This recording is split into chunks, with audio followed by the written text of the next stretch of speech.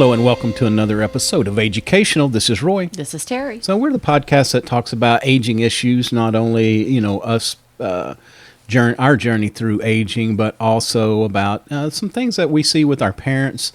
They're in pretty good shape right now, so it's not like we have to do a lot of heavy lifting, but, mine have just gone through a move, semi reduction in square footage, not a lot, but some. And so we thought we would have Jill on this show. And Terry, I'm going to let you introduce our guest, Jill.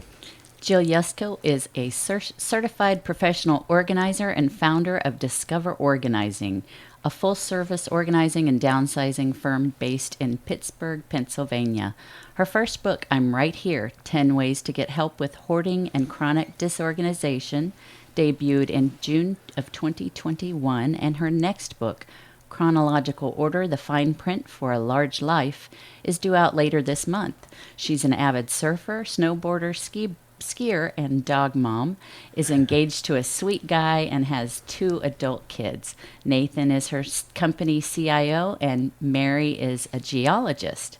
Jill's prior careers were in social work and human resources, but she has been a professional organizer since 2003.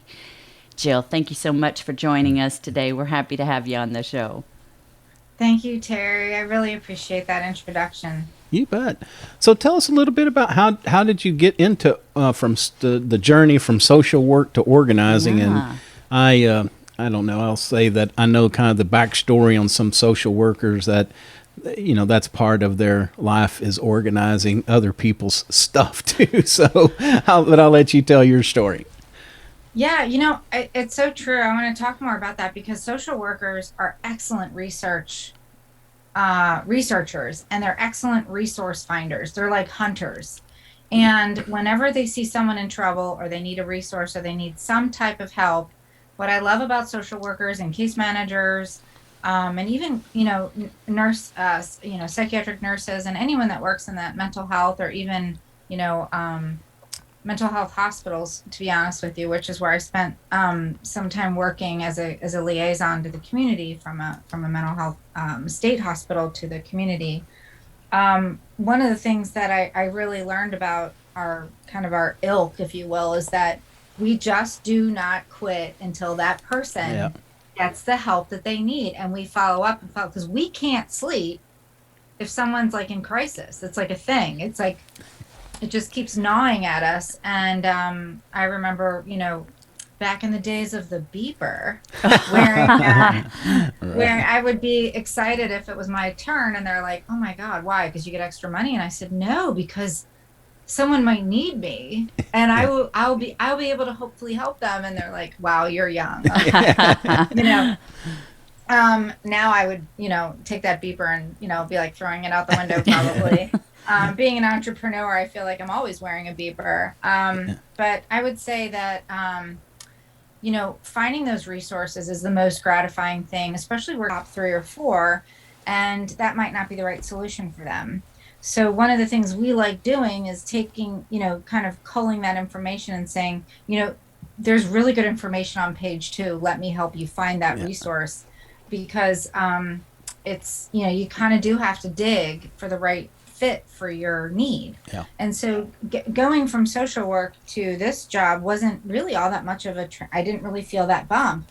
I did have a slight stint as an HR director for a psychiatric hospital because I did, frankly, need to get into administrative psychiatric work because I wanted to see what that was like. Because when I was little, I did not want to be a policewoman or a ballerina. I wanted to be the administrator of a hospital.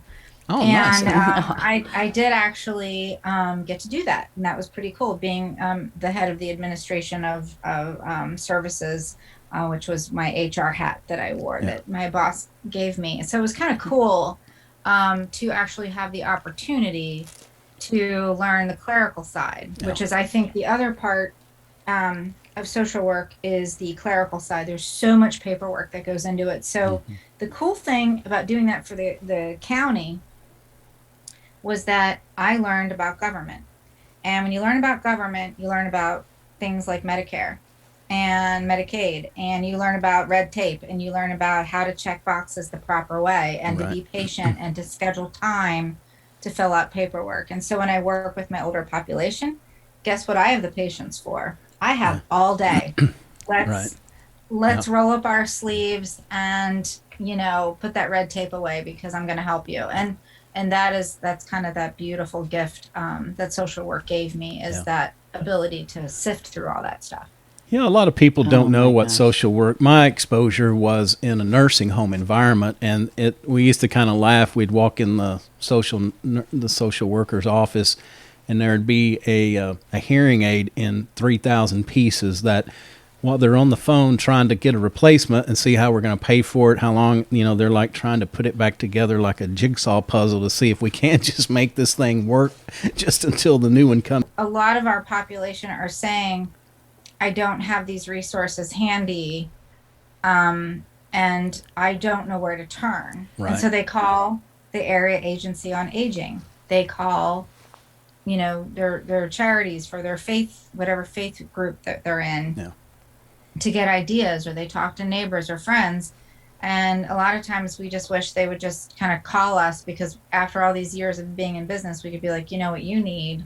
You need a certified placement advisor that can help you find a new place to live with the Right. budget that you have in place. And that's not our job, but we can at least direct you. Yeah. And then we can come back and work with you once you know where you're going, and we can start downsizing, which is, Right. I know, the purpose of this podcast tonight is to talk about, downsizing, Yeah. which is such a big deal. And it's It's- so hard to know. I'm sorry. No, you're fine. It's so hard to know what resources are out there if you're not online. Like my mom, she doesn't check her email. She knows how to shop and order things, and she knows how to play games, and that's about it. She can, Google friends and, try to contact Yeah. them, things like that. But there are so many different resources out there available now that weren't Right. last And year. rabbit holes become mazes, Yes.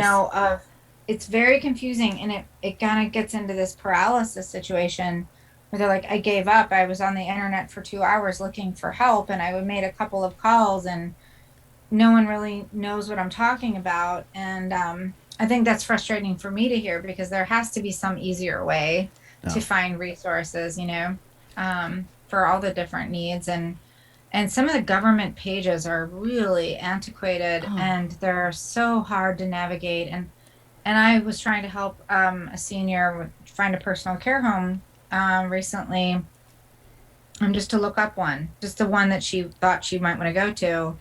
And it was like, when was this website made? Like, it had to have been made when the internet was born. Like, it was that old. Like, is this like what was that? Start with a W, I can't remember, but it was that type of code that old websites had. I mean, I remember having that kind of website when I started my business in 2003, and like a software engineer came over and helped me like set it up, and it was so rudimentary. But I think there's got to be a better way for that. It's not user friendly at all. Well, and I think while the internet has made it easier to find things, I think that it's increased the amount of persistence and staying with it, because used to you could pick up the phone, if you could find their number, pick them up, call them, and they'd give you some information. And it's frustrating now, because I can find people on the internet, but getting a hold of them to get a specific question answered or find something out, it's very difficult in most cases. And I think that's where a lot of them get frustrated. They're used to picking up the phone and talking to people, and that's nowadays right. nobody wants to talk on the phone. I mean, it's all we And can it's do. a lot of automated stuff. And Right.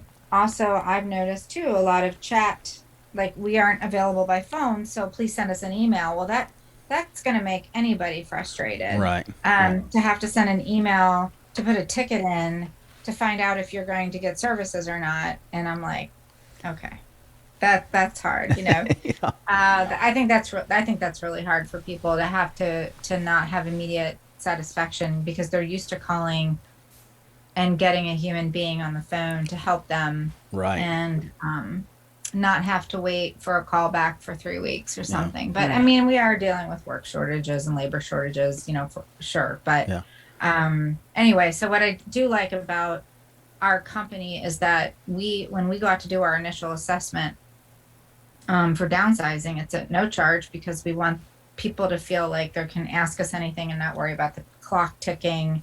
And if we aren't the right fit and we can find them, if they just really needed an estate sale because their kids have handled everything else, then we give them our local resource guide, and then we circle a few that we've worked with and say, choose who you'd like. No. So we like that. But I think when we go and sit down with them, it's like a 2-hour visit. We tell them how the downsizing process works from the very beginning until the very end. And we go through that entire checklist. And we give them moving checklists. We give them, here's things that you can't forget to do. These are important things, from the turning off of utilities to where do you send your Verizon or, cable box or whatever. Right. And we can help with that too. But we have the scope of services form, and they basically when they see the scope of services form, they're like, wow, there's a lot to do. And I'm like, right, but we have every step in chronological order for that reason, so that you don't get lost. And this is yours to keep, but you have to tell us how much or how little of our services that you need. Right. And that really helps them put everything into perspective, like, wow, this is a long process. Yeah. You can be my tour guide and we can get through this together. Yeah. And sometimes the actual steps, that's the easy part. It's a lot of times it's that emotional part that you're dealing with, because there's a lot coming at them at once. Probably leaving a house that they may have been in for a long time. Number one, going to a new and strange place. Also, the thought of, I've collected this stuff all of my life, and it's one realization I think people get to is they way overestimate what they're going to be able to fit into this new downsized unit. And so then that is another stressor that at some point when the reality sets in, and then, what you said is that, that happened with my mom exactly. She thought she had it under control, and then it was like on a Friday she was telling me, well, we're going to do this and this, and I'm like, this is going to be a lengthy, time consuming, tiring process. And no, I've got it lined out, it's going to do this and that. And anyway, so Monday she calls me and she's just worn out. She's like, yeah, you were right, this is a long, tiring ordeal. And she said, I'm not through yet. I'm like, yeah. And I think just to go to that point is, these are things that we need to think about sooner rather than later, until there's maybe crisis mode. Yeah, we try to tell, a good rule of thumb is 6 months before you think you might want to sell your house. Right. So that might even give you a year, might give you 2 years. But if you know that the process itself before you list your home and get ready to move, that that's going to take 6 months. And I mean, I can do it in 2 weeks, right? But why would I put someone through that? Right. And we have gotten those SOS calls like, I thought I could do this myself. My closing is in 2 weeks. And oh my gosh, can you guys just come over? And we blitz the house and we pack it up and we donate and we sell and we take things to auction sites and we take things to, and it's not the way you want to go. Right. Because now you're making decisions under duress instead of making those decisions really thinking things through. And we always do second and third passes anyway. So even if we've been through your whole house and we've picked up everything and we've made decisions, keep, sell, toss, donate, we've done all that, I'm like, about a month before the move, I'll say, can we do that one more time? And they're like, oh my gosh, yes, I was hoping we could. And we go through the whole thing again. And they're like, now that I've seen my new place, I don't know what I was thinking. Boy, and we go through it again. And then a week before the move, that we do it one more time. And that I will have watched people get rid of 50% of their stuff a week before the move. Because then they're like, I don't know what I was thinking. I said, well, you were just starting out in the process. Right. You were thinking I might need it someday. And it's something that's been in my life a long time. And we have to remember that these things have been witnesses to these people's lives, our lives, for 50, 60 years in the same house sometimes. I had a client who basically was raised in a house and got married, and her parents gave her the house, and they moved on and let her and her new husband have this house. And they were, so she never left that house. And then I had to move her into a high-rise apartment, and it was like shocking, Right. so she was an attorney. She was very, very clear about her wishes, about how she wanted everything. And I helped her set up organizing systems within the home. I paid attention to how she liked things in the old house, and I tried to mirror that. And that's a big factor. And the other big factor too, and you mentioned this, Roy, is that they're moving to a whole new, sometimes community. And I always try to say, if you can get your loved one, your older adult, into a community that's really close in the neighborhood of that they're used to, their familiar grocery stores and pharmacies and post office and things that they're used to going to first, even if it's for 3 to 5 years for the transition period, Right. it really reduces the relocation stress syndrome, which is a real thing. RSS is a real thing. And so we try to get people to say, look, that first step we make may not be to Virginia Beach, to where, the daughter and son are. It may not be to Florida where you want them to go. It may be within their own neighborhood, and you have to be okay with that because it's their life. It's their comfort level. Right. Yeah, all those changes all at once are just, Well, it's too much. it's too much for It's a anybody to lot. handle, let alone, an older adult who's been somewhere, in the same place for such a Right, long right. time. Yeah. Well, I think we have to remember too that from what I've learned through my years, is that change is the very worst thing for the senior adult. It's just they've gotten used to doing everything the way they do it, and change of any kind, it just can be devastating. So we have to be very careful, make sure that we're handling and providing the resources that we need. And I think it's interesting, and maybe this may be more psychology that we may not can really answer, but it's, like myself, I downsized about 7 years ago on my own, and it was the best decision I ever made. And my kids owe me money because they're not going to have a lot of stuff to deal with when the time comes to dispose of me, but I don't know. I'll tell you what happened. A friend of mine moved into an apartment. And I thought it was really cool because they started building these apartments around here where they had the parking garages, not like, the old days where, you parked in a parking lot and then had to walk upstairs. This was like if you lived on 5, you parked on 5, and it was cool. And I thought I may try that. And then, so anyway, I ended up selling the house and got rid of probably 90% of everything. But I will say it was the best decision I made, at least for me, because it was stuff. I mean, I had 2 barns full of, tools and ladders and stuff I'd collected years. And I definitely, at this age, I don't want to be hanging off a ladder doing any work. We'll hire somebody to come in and do that. But I just think it's funny that, it was easy and so liberating for me, but then there's sometimes it's really difficult for people that are still hanging on. I'm a hanger-oner. And there's so much sentimentality to objects, and there's so much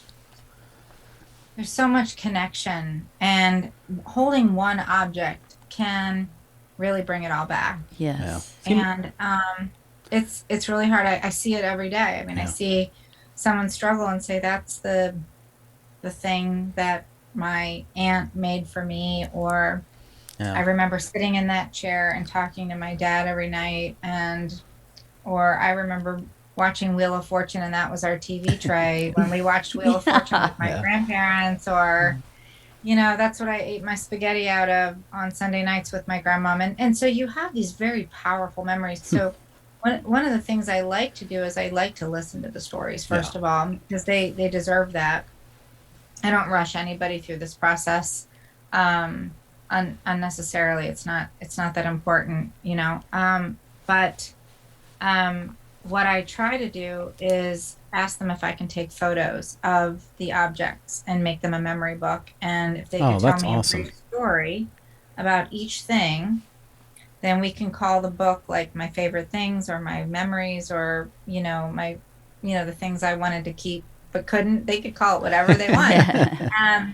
And we do try to photograph the house that they lived in for a long period of time, the way it was decorated. And then even if we can't make and recreate that in the new home in some way, what it does is it gives them a very clear memory about what role those objects played Yeah. in their family history and in all the fabric of their memories. And so they can show their new friends wherever they're living on page 5, the dining room table where they had all of their holiday meals and the couch where they watched TV or listened to the radio at night or did crossword puzzles in the morning room and what that looked like. And I think that's extremely powerful for people, generation wise too, to share that not Yeah. only with new friends but also with grandchildren, and to tell the story of how they came to be there. Yeah. And so this book that we do is, you can go on Shutterfly and make this book,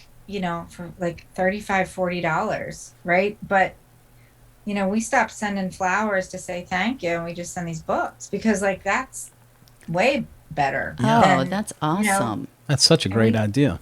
we listen, Yeah. we listen. Yeah. Like they say, oh my God, you heard me say that. Or, you know, this one woman had yearbooks and yearbooks of her dad's, but she's like, I'm 80. Why do I still have these yearbooks?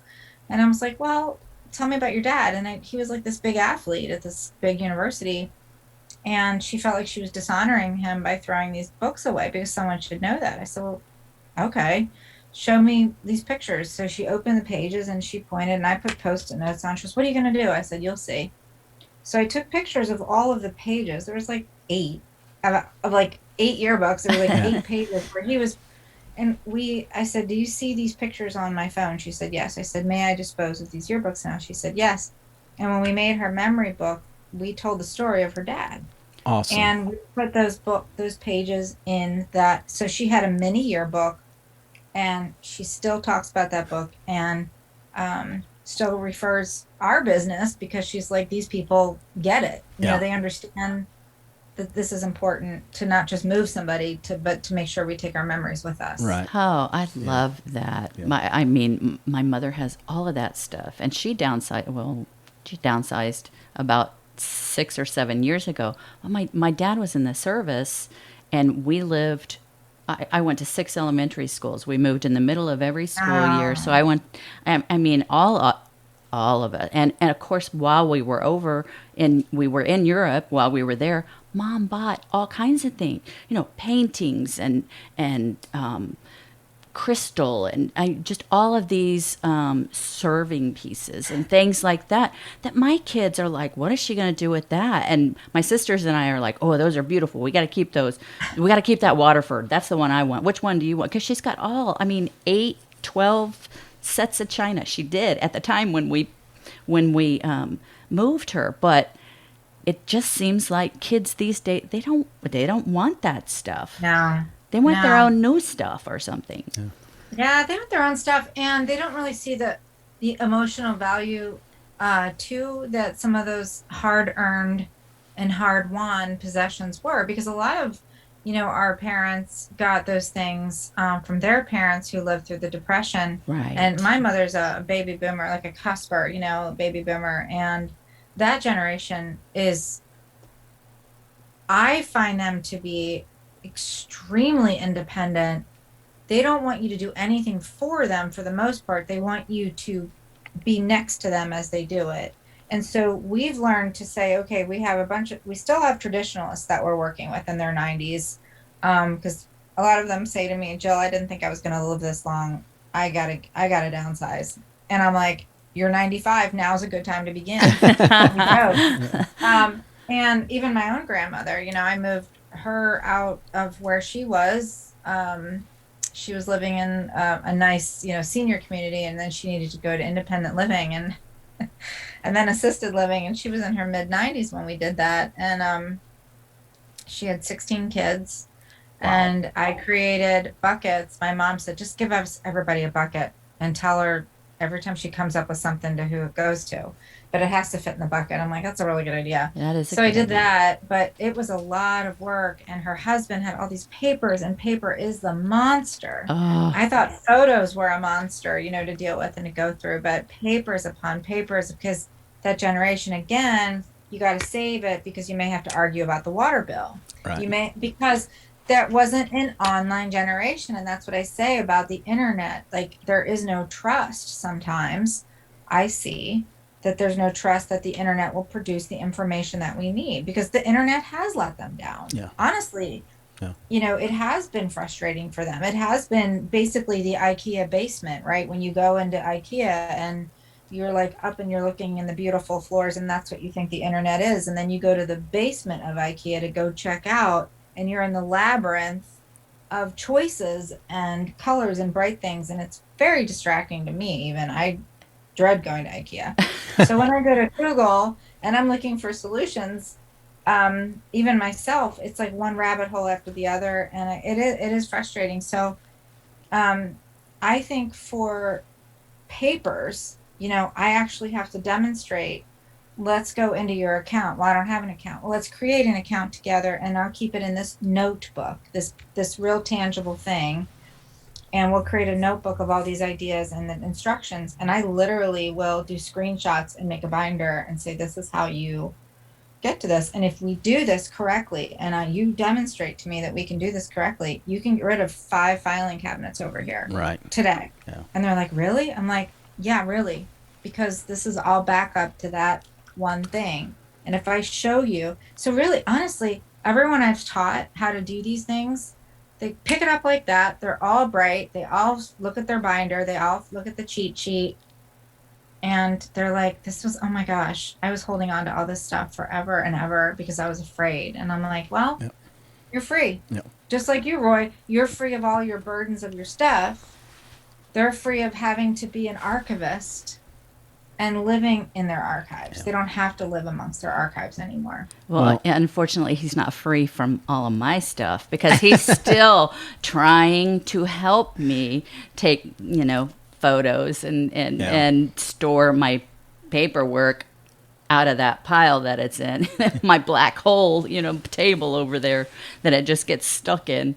And it's just crazy. It's hard for me to do. It's hard for me to do it. Someday, maybe we'll do a show on paper, how to get rid of those paper piles. Oh my that'd gosh. be great. Yes. Yeah, he because would love it. I was that guy, and I'll tell you, even though, I embrace technology, I would print my water bill off, I would pay it online, and then I would print that off and staple them together, and I had just... Staple that proof. Yeah, I had all these filing cabinets full of stuff, and then somehow I came to the realization of what you're saying is like, hey, you know what? I just have to go online and look, and if they don't get my check or it falls through, they'll call me. I mean, they're not shy about calling and saying, hey, you owe us money. No. So they'll find you. Don't worry. But one thing I've, kind of maybe getting a little too deep, but what I use is OneNote, and then I had used Evernote in the past, but it's what I encourage Terry to do is just take a picture of the receipt and file it because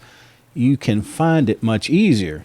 And I'm not going to pick on her. I'll say me that, I had receipts laying around or filed somewhere good, but when I needed them, could I find them? Usually no.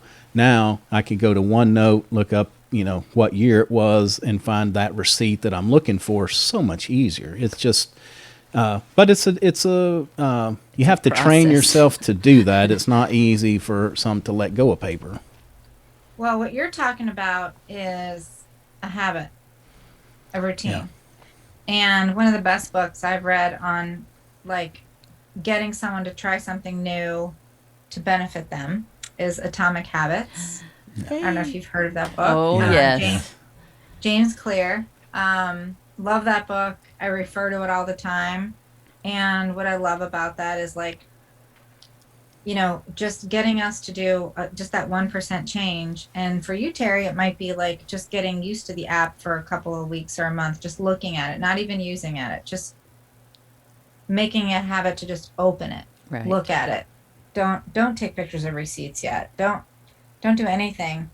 And then when you're ready, then you start doing receipts with it. And then maybe 3 months later, you start doing other documents with it. And so that you're then building that habit of saying, you're holding something in your hand and you know what, this is a fill in the blank, a receipt, a piece of paper, a document that I need to keep. But now that I've learned how to be really proficient in this new digital filing system, I think I will go ahead and take a picture of this warranty and then throw the warranty away without that. Uh-oh. Yeah. What am I going to do? I'm going to need hold on it. to that. Yeah. Yeah.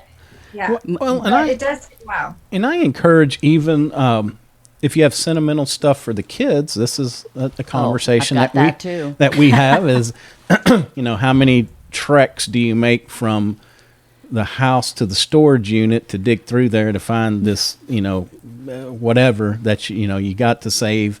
But you think about if you just took a picture of it, you could recall it anytime, anywhere that you wanted to. I know, a plaster handprint. I mean, Yeah. I kept all of it. I couldn't, I just couldn't throw it away. So I've got boxes of the kids' stuff, a storage unit and a half. I still have. Wow. Well, I tell you what, I just did this. So my kids are 26 and 28, and I emptied one of these pods. When I moved 2 years ago out of my home into an apartment, and now we just got this house. I said, well, I'll put all the memorabilia in a pod. And it was a little 8x5, and the guy came and took it away. And it was like a lot of stuff, like the baby blankets and the first outfits and the first Barney and whatever. Okay.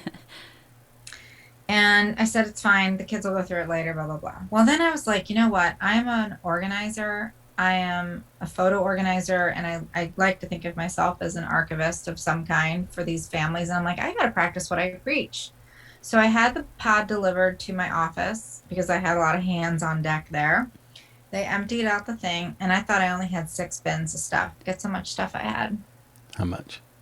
15 bins. Ooh. And I mean bins. I don't mean like little boxes. I had the Like the Home tubs, Depot the big Oh, yeah. tubs. Yeah. Yeah. Oh yeah, big Oh. tubs of stuff. So I said, put this on tape, let's record it. And I basically laid it all out. Like I'm just as guilty as y'all. I'm 52 years old. I have 2 grown children, and I'm basically making a documentary right now. And I am taking those bins and a lot of the stuff from around here in my house that I'm not even looking at.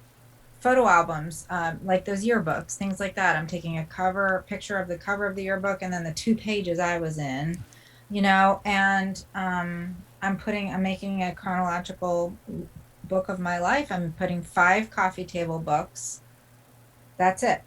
That's going to be all of those 15 bins. Right. And we're making like a film. We're actually doing this. We're like halfway through photographing all of my 3-dimensional objects. All the kids' art has been scanned.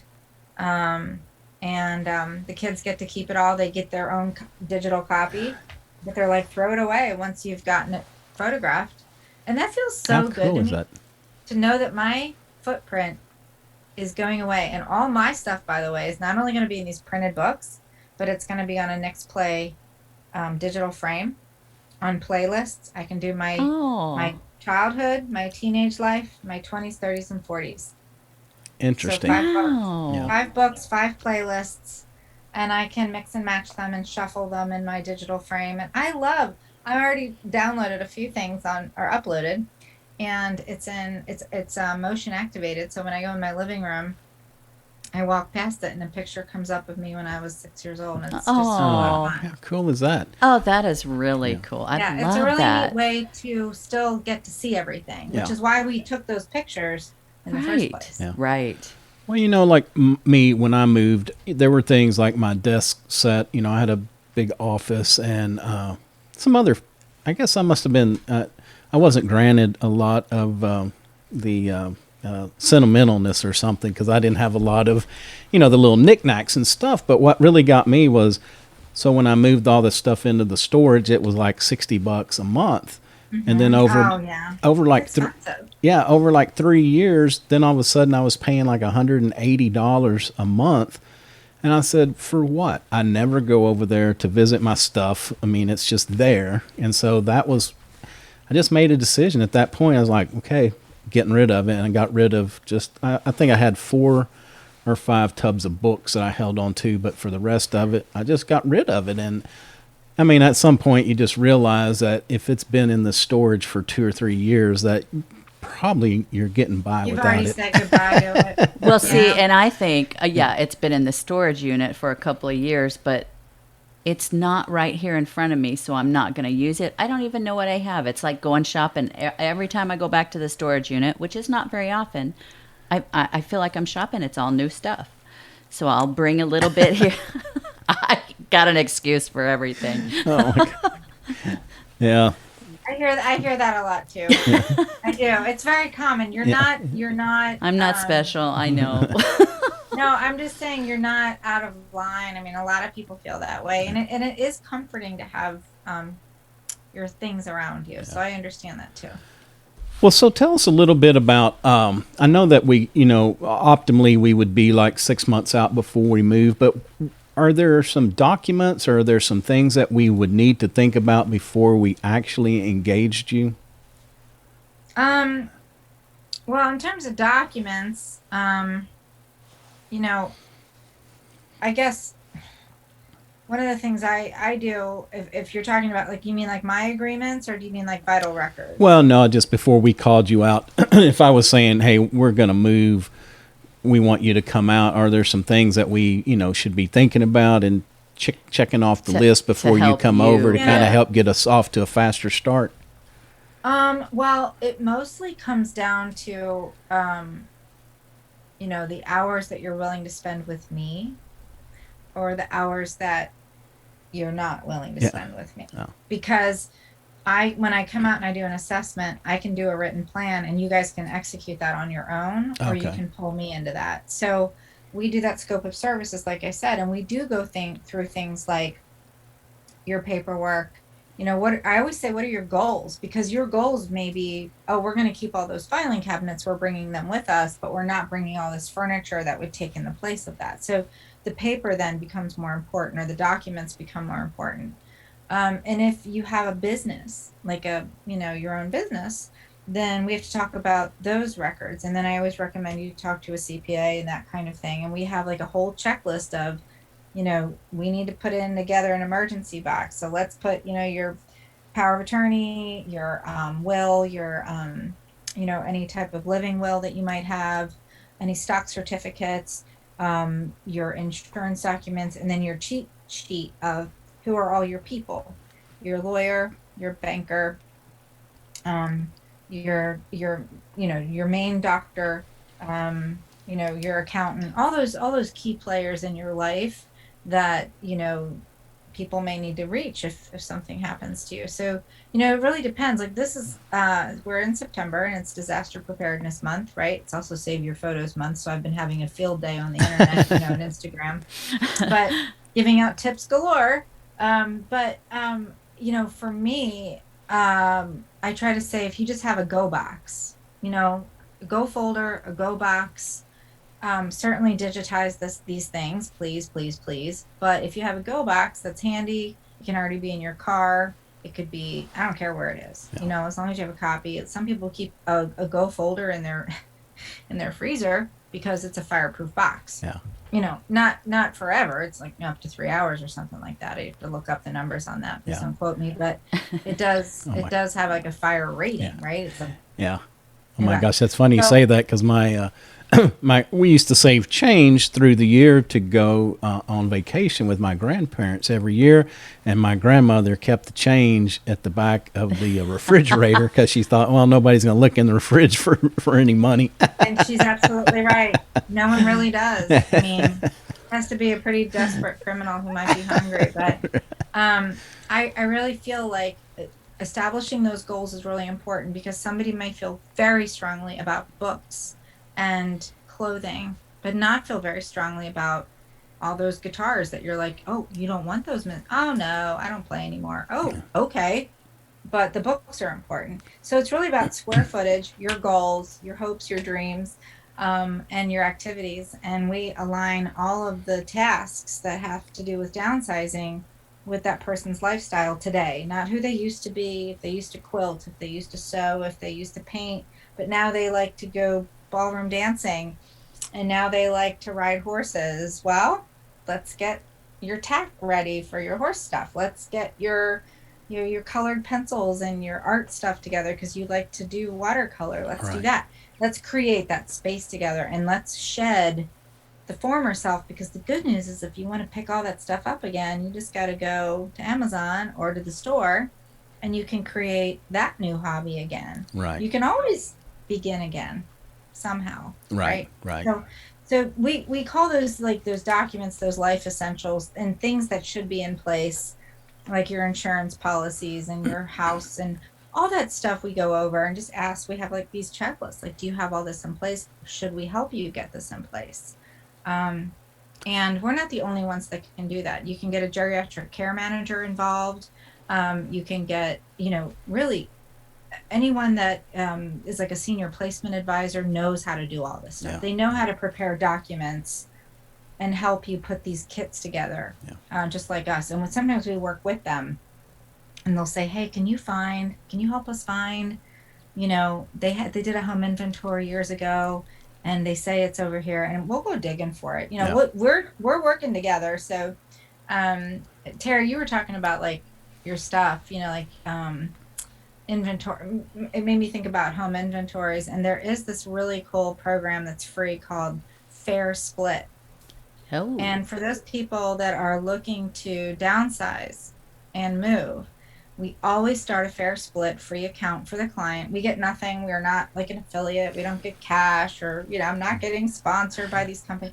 I love this company because what it does is, like, later that inventory, first of all, can be shared with an insurance agent. Two, we use it for the move to check off like a cube sheet, like, hey, everything came, off the truck. We have it checked off. So we use that. And then the third reason it can be used for is if you want to pay them, you can go into a paid account, just like Asana's free and all these other free accounts you can use until you need it for a different purpose or you need to use it more. It can then become an estate planning tool. And what I love about it is it becomes like that's what made me think about it. You and your sister were talking about like China, and you get this and I get that. And I really want the Waterford. That was very special to me. That's great. So you can do this thing called emotional bidding. Oh. And no one sees that you want it. They just see that someone wants it. So they may not even see that. You can choose your settings. You can do it blind. You have created a monster now. I'm going.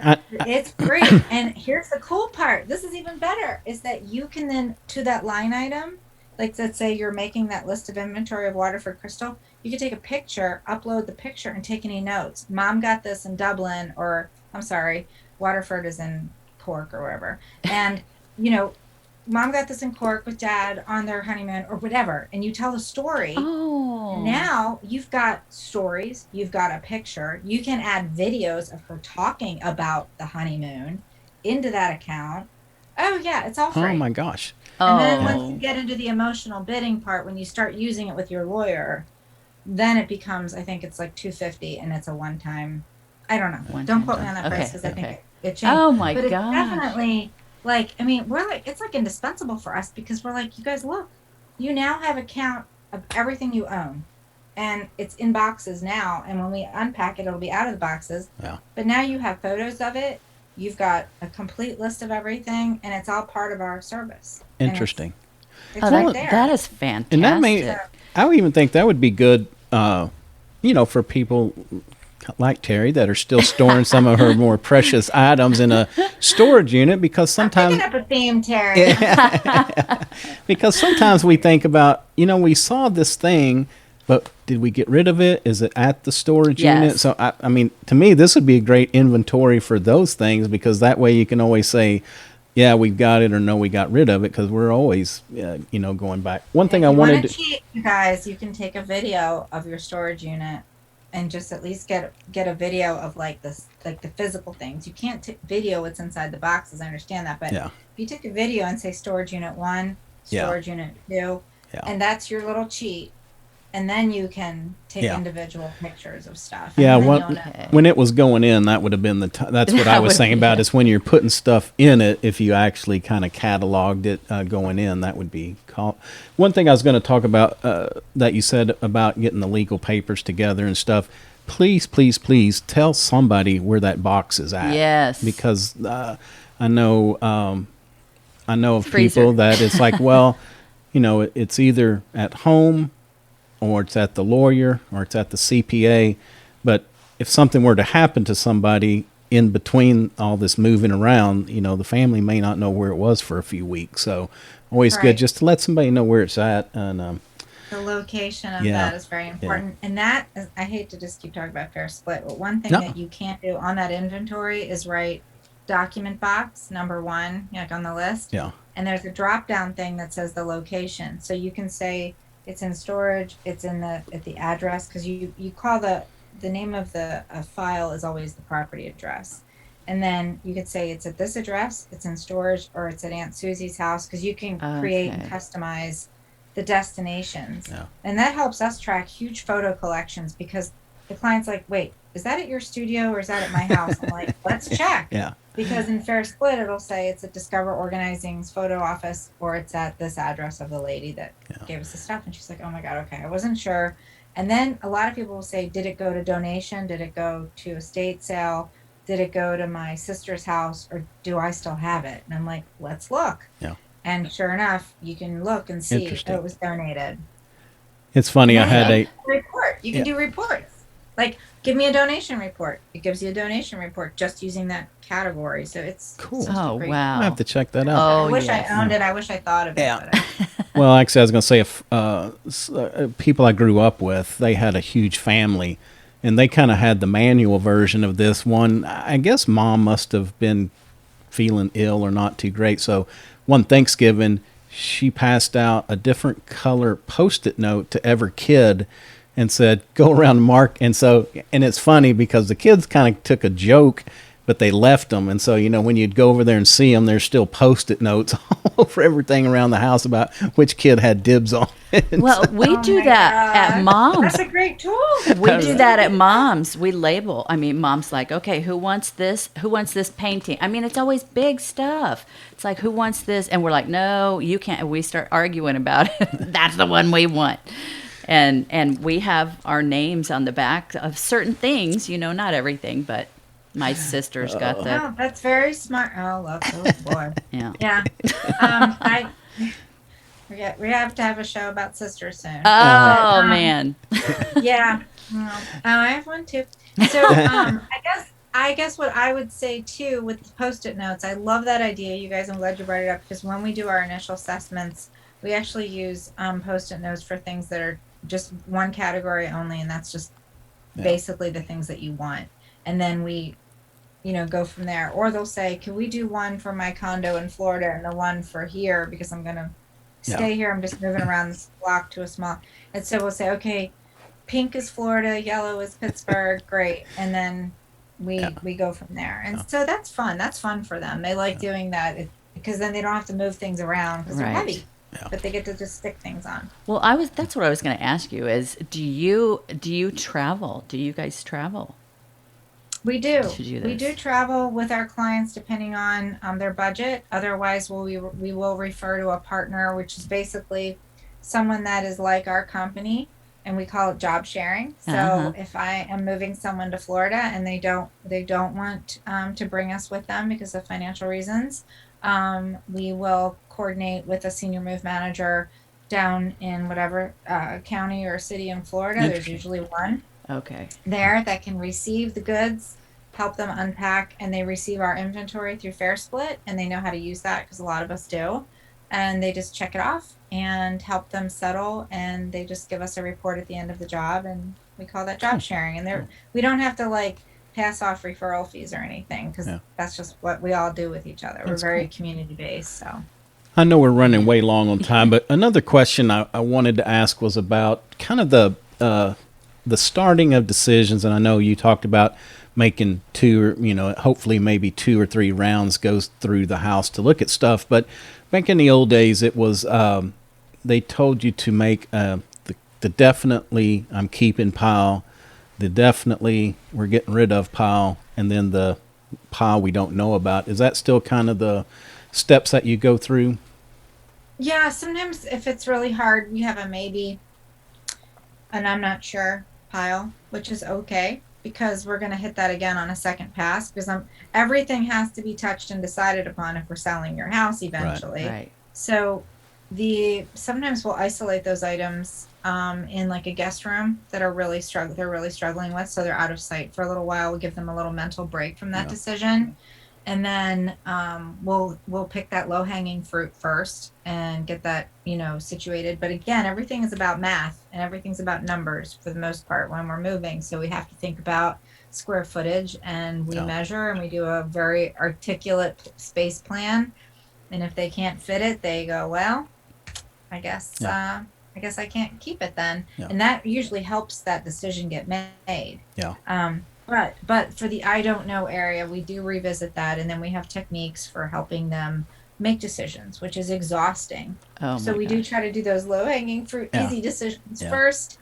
We get their muscles built, their decision making muscles built really strong, so that when we come back again and again, they're like, I know how to do this now. Yeah. And I had a talk with my sister, like you said, or my brother, my aunt. She said to let it go. She said she didn't want it. And I'm so glad you made me call her. Yeah, and I think that's good to build that up because it's like, and even me personally, it's like that second go around of, okay, now what? It seems to get easier. And then it's like almost some of these definite keep things, you kind of decide, no, not really. I'm going to go ahead and get rid of that. I guess the best tip I can give you before we all say goodbye here is to make sure you start in a storage area or a basement or an attic or something that you haven't lived in for a while, because you might hit a log jam like an old photo album or a baby's christening outfit or something. That's okay. You can put that aside. But I will tell you that 90 to 100% of the time when we start in an area that's a not common space anymore, not lived in space, like an old kid's bedroom or a guest bedroom or something, that seems to really help build that confidence. And we only start out with 2-hour sessions when we start, and we work up to 4 and sometimes 6 if we're getting closer to a deadline. So try to pick a sweet spot and set a timer for about we set the alarm for like 2 hours, and then we check in and say, can you do another hour? And if they say, nope, we're pretty much toast now, or stick a fork in us, we're done, we stop, we tidy up, and we make schedule for the next time. Because it is exhausting. And I think that's one thing to remember, is just to do a lot of self-care during your decision-making process. Right. And another great reason to start earlier rather than later is so you can give your so you can think about it. Yeah, give yourself a break. I mean, this is going to be a difficult, it's not only physically demanding, mentally, emotionally, it's going to just wear you out. So give yourself some time to be able to go through it at a good pace and not just wear yourself out and make yourself sick. That's right. Yep. That's right. All right. Well, again, we are way over, but we appreciate all the great information. It's always fun talking to you. We'll always learn something. So, again, tell us about what is a habit that you use, a tool, something you use in your daily life that you feel like adds value, personal or professional, either one.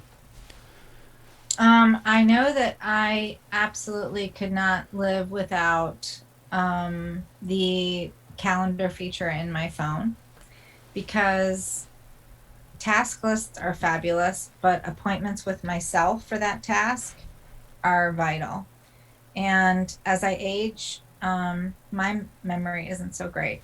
So I can trust that when I do think of something and I put it in as an appointment, as a professional organizer, I will never be late for my own appointments. So that's very good. important to keep my promises. Oh my gosh, that's awesome. And I learned this from an early age. I got to go through back in the day, it was Franklin, I think, was the system that we used. But it's so refreshing it's so refreshing, like to-dos or calendar stuff. If I get it marked down, I don't have to keep worrying about, am I forgetting something or thinking about it. It just really takes that away. And it's like, it almost makes you feel kind of free once you get that off your mind. It's taken care of and something's going to remind you of it. Yeah, and then you're not thinking about it when you're trying to sleep. Oh, go ahead. I'm sorry. No, I just said then you're not thinking about it while you're trying to sleep. I was about to tie in with that. I went to a class, and I'll quick. this neuropsychiatrist was teaching my professional organizer group. I belong to an association, and he came to visit, and I raised my hand and I said, I used to not take notes, and now I find that I need to take notes all the time. Why is that? Can the brain get full? And he goes, absolutely, it can get full. And I was like, really? He goes, your sponge is full. Like you have to get rid of it. You have to download your brain. And he said, Jill, you're writing to forget, not to remember. You don't want your brain to remember everything. Let your brain have a break. Yeah. And give it room to learn new things, but don't have it try to remember everything. What are you doing? Yeah. And I was like, oh my God, that's brilliant. Yeah. So I just keep downloading and downloading and downloading. And I feel like I am free to think and feel. And it's like I'm making space. I'm decluttering my brain. It's amazing. So do you not take, so you don't take notes do anymore? now, Or you do because now? I do. So you don't have to. So you don't. Yeah. I don't want to have to remember because the paper is taking care of that for me. The phone notes feature is taking care of that for me. Oh, yes. I Yeah, take tons of notes. I always kind of joke that I have a 20 meg hard drive brain living in a 1 terabyte world. It's just, all the stuff that's coming at us on a daily basis. Oh my gosh. And I think, again, this gets kind of off topic, but it gets back to we need to give ourselves a break. If we could just understand the sheer volume of information that comes at us daily, we wouldn't expect that we would understand it. And I'm like you, I think taking notes, and we use a automatic note taker for some of our calls. And the nice thing is it not only takes the notes, but it organizes it where you can find it, because there's nothing worse than having something that is valuable and not being able to put your hands on it when you need to. Oh my gosh, it's the worst. Yeah. Jill, thank you. Right. You just summed up why we organize. Yeah. Yes. Retrieval. Yeah. Thank you so much for all the great tips. Awesome Oh my advice. gosh. So tell everybody about Discover Organizing, how you can help them, how they can reach out and get a hold of you. Okay. Well, they can always visit our website at discoverorganizing.com. You can always call us 412-344-3450, and we're here for you whenever you're ready. We do virtual work from anywhere in the world. All right. And how about your books? One more time on your books. The book is called, the one that's published is Yes. called I'm Right Here, and you can get that at I'mRightHereBook.com or on anywhere where books are sold, like Amazon. And it is also available on Kindle. And then Chronological Order, the fine print for a large life, that is due out in a few weeks. And that will also be available on Amazon. Okay. Awesome. Well, great. Jill, thanks so much. We will get back together. Sounds like we got 4 or 5 more shows and we're talking about everything. So, all right. Well, that's going to do it for another episode of Educational. Of course, I'm Roy. I'm Terry. You can find us at www.ageeducational.com. We're on all the podcast platforms, iTunes, Stitcher, Google, Spotify. If we're not on one that you listen to, please reach out. Be glad to add it. Make your listening easier. We're also on all the major social media networks. Probably hang out on Instagram more than others, so reach out. We'd love to interact with you there. And you can also see a video of this interview when the episode goes live over on our YouTube channel, so check it out, as well as some of our other past guests. Until next time, take care of yourself and take care of your health.